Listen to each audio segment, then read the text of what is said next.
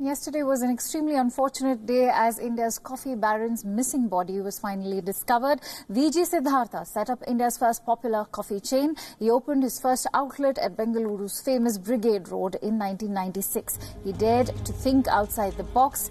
Café Coffee Day was one of the first food and beverage outlets in India to offer high-speed internet to its customers. Now, Siddhartha famously said once that he was advised against setting up Café Coffee Day. Someone had told him that the business won't be able to break even. These advisors were obviously wrong. The first CCD outlet clicked and there was no looking back.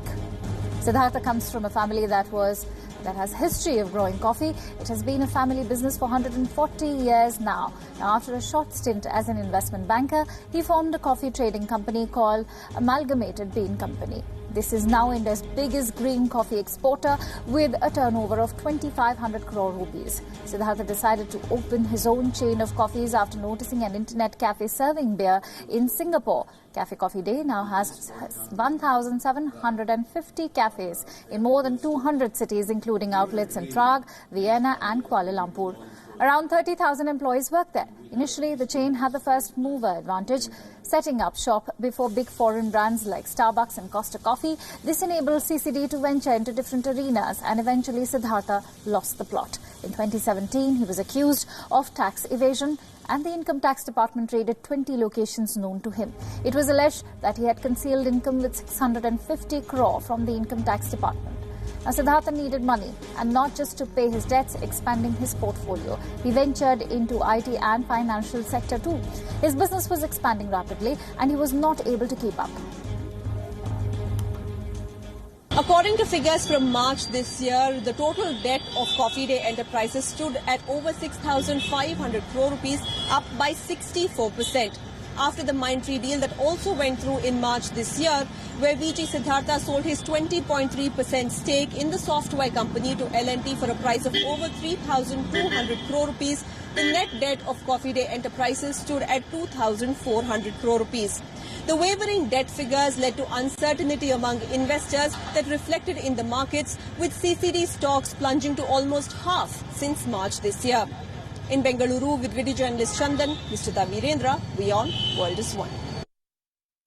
So what was the reason for such an extreme step? Siddhartha was in talks with Coca-Cola to sell stake in his company valued at 10,000 crores. In addition to this, sources say that he was also looking to sell his real estate subsidiary, which was estimated to be worth 2,800 crores. This year, Siddhartha had also earned more than 3,200 crore after he sold his stakes in Mindtree.